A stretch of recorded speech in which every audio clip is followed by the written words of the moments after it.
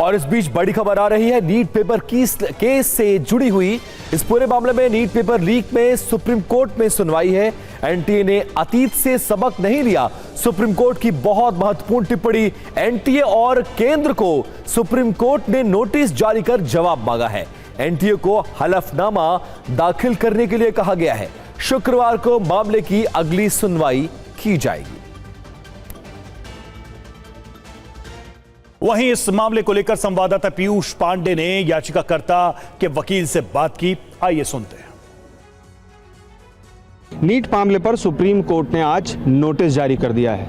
अगली सुनवाई शुक्रवार को होनी है और तब तक एनटीए से जवाब तलब भी किया गया है। हमारे साथ इस समय बातचीत करने के लिए याचिकाकर्ता के अधिवक्ता सत्यम सिंह जी साथ में हैं। सत्यम, आज जो सुनवाई थी उसमें सुप्रीम कोर्ट खफा दिखा, इसके पीछे क्या वजह थी? देखिए, क्योंकि इसमें सबसे बड़ी बात यह है सर कि लगातार एनटीए जो है एग्जाम कराने में फेल हो रहा है। चाहे नीट यूजी की अगर हम बात करें तो 2017 के बाद ये चौथी पांचवीं दफा है जिसमें ये फेल हो रहा है। आज सुप्रीम कोर्ट ने हियरिंग शुरू होते ही बोला कि एनटीए को सबक सिखाना जरूरी है, क्योंकि ये जो है मैटर को सीरियस नहीं ले रहे, बच्चों के साथ खिलवाड़ कर रहे। एनटीए को with in 3 days report file करने को बोला और साथ ही साथ राधा कृष्णन के जो मॉनिटरिंग कमेटी है उसके चेयरपर्सन को उन्होंने जो है अपनी रिपोर्ट फाइल करने को बोला और साथ में ही सॉलिसिटर जनरल को नोटिस इशू किया है कि फ्राइडे को वो अपीयर रहें, क्योंकि हमें लगता है कि फ्राइडे को इस मामले में एक अहम फैसला आ सकता है।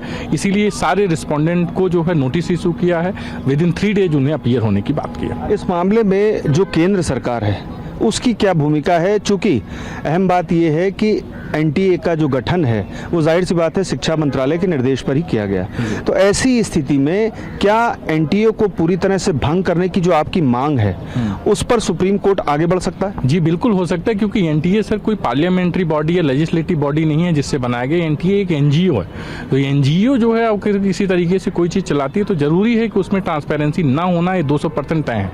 इसीलिए जो है एनटीए को डिजॉल्व करना पॉसिबल है, नहीं इस साल से तो नेक्स्ट ईयर से जरूर डिसॉल्व किया जा सकता है और एक प्रॉपर बॉडी जो है कॉन्स्टिट्यूशनल तरीके से जो है एक नए बॉडी लाने की मांग की जा सकती है। एनटीए को क्यों ना भंग किया जाए, इस सवाल पर भी जवाब वो देंगे। जी, इस पिटीशन में जितनी भी सारी चीजें उनको 1 by 1 आंसर करना होगा। पीयूष पांडे, TV9 भारतवर्ष, नई दिल्ली। और पीयूष पांडे का रुख कर लेते हैं। हमारे साथ सुप्रीम कोर्ट से पीयूष पांडे लाइव जुड़ गए। पीयूष, सुप्रीम कोर्ट ने एनटीए को लेकर और पेपर लीक को लेकर बहुत महत्वपूर्ण टिप्पणियां की हैं और खासकर एनटीए पर जो टिप्पणी की है उसमें साफ तौर से कहा है कि अतीत से आपने सबक नहीं लिया है और इस पूरे मामले में सुप्रीम कोर्ट नाराज नजर आया। क्या कुछ कहा है और एनटीए को कब तक जवाब दाखिल करने के लिए इस पूरे मामले में सुप्रीम कोर्ट ने निर्देश दिया है?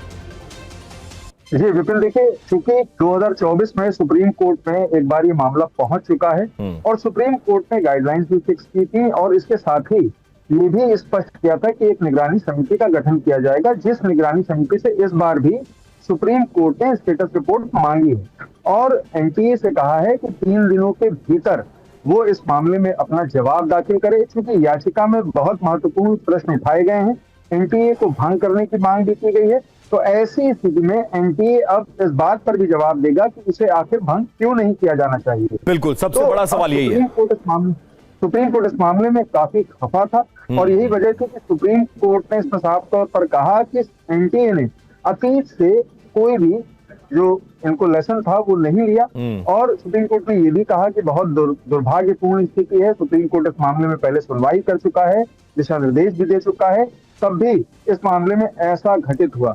तो कुल मिलाकर के सुप्रीम कोर्ट आज काफी खफा दिखा और यही वजह है कि सुप्रीम कोर्ट ने 3 दिनों के भीतर एनटीए से जवाब तलब किया है। जी विपिन। बिल्कुल, बहुत शुक्रिया पीयूष इस जानकारी के लिए। तो बहुत ज्यादा खफा नजर आया सुप्रीम कोर्ट, लगातार पेपर लीक होते हुए और एनटीए से इस पूरे मामले में अब 3 दिन के भीतर जवाब भी मांगा गया है।